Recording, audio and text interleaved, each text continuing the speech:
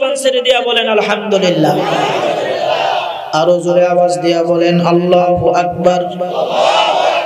আরো জোরে আওয়াজ দিয়া বলেন আল্লাহু আকবার। এই মুসলমান, তোমার হায়াতে তুমি কত প্রতীকের নামে স্লোগান দিয়েছো। কখনো নৌকা, কখনো ধানের শীষ, কখনো লাঙল, কখনো হাত বাঁকা। রব্বে কাবার কসম, এই সমস্ত প্রতীকের নামে স্লোগান দেওয়ার কারণে তোমার হায়াতের মধ্যে একটা নেকিও কোনোদিন লেখা হয় নাই। এই সমস্ত প্রতীকের নামে স্লোগান দেওয়ার কারণে একটা গুনাহও কোনোদিন মাফ হয় না। কিন্তু রব্বে কারিমের শানে তুমি শুধু একবার বলছো সুবহানাল্লাহ। সবাই বলো সুবহানাল্লাহ। একবার সুবহানাল্লাহ বলতে দেরি রাসূল করিম সাল্লাল্লাহু আলাইহি ওয়াসাল্লাম বলেন, বান্দার আমলনামার মধ্যে আল্লাহ পাক জান্নাতের ভিতরে বান্দার নামের উপরে একটা গাছ বপন করতে আর দেরি করে না। এই মুহূর্তে সকলের জন্য জান্নাতে একটা গাছ বোনা হয়ে গেল। আবার যে বলছে তার নাম আর একটা হয়ে গেল, আবারও একটা লাগানো হয়ে গেল, আবারও আরেকটা লাগানো হয়ে গেল, আবারও আরেকটা গাছ লাগানো হয়ে গেল, আবারও আরো একটা গাছ লাগানো হয়ে গেল। যত বলবেন তত লাগানো হবে। গাছের দূরত্ব কত বেশি। রাসূল করিম সাল্লাল্লাহু আলাইহি ওয়াসাল্লাম বলেন, জান্নাত থেকে জান্নাতে একটা দ্রুতগামী ঘোড়া গাছের নিচে যদি ছেড়ে দেওয়া হয় 500 বছর পর্যন্ত দৌড়াদৌড়ি করবে, ছায়া শেষ করতে পারবে না। আবার এই মুহূর্তে সকলের নামের উপরে জান্নাতের মধ্যে এত বড় একটা গাছ লাগানো হয়ে গেল। কেউ যদি মালিকের শানে একবার ডাক দিয়া বলে আলহামদুলিল্লাহ, একটু জোরে কর, জোরে কর, আরেকটু জোরে কর, সংবাদটা অনেক বড়, আরো জোরে কর আলহামদুলিল্লাহ।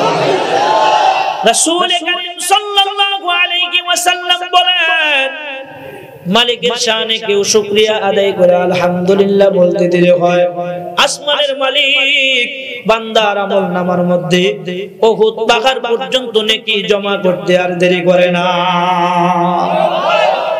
এই মুহূর্তে সকলের আমলে উহুদ পাহাড় পর্যন্ত নেকি জমা হয়ে গেল। আলহামদুলিল্লাহ কোন, আবারও জমা হয়ে গেল, আবারও জমা হয়ে গেল, আবারও জমা হয়ে গেল। উহুদ পাহাড় পর্যন্ত এক একবার বলার কারণে আল্লাহু আকবার বলেন। রাসূল করিম সাল্লাল্লাহু আলাইহি ওয়াসাল্লাম বলেন, কেউ যদি একবার মালিকের শানে দর্দে দিল নিয়ে মালিকরে একবার ডাক দিয়া বলে আল্লাহু আকবার, জোরে জোরে একবার আল্লাহকে আল্লাহ বলে ডাকতে দেরি, আল্লাহ পাক আল্লাহ নামের বরকতে বান্দার পিছনের জিন্দেগির গুনাহ maaf করতে আর দেরি করে না।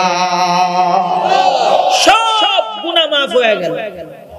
মাহফিলে লাভ না লস, লাভ না লস।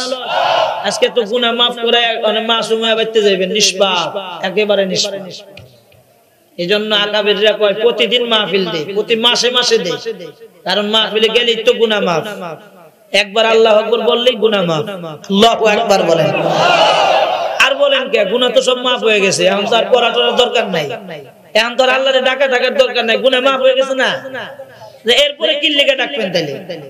না গুনাহ তো নাই, ডাকবেন কে? এরপরে কি লেগে ডাকবেন?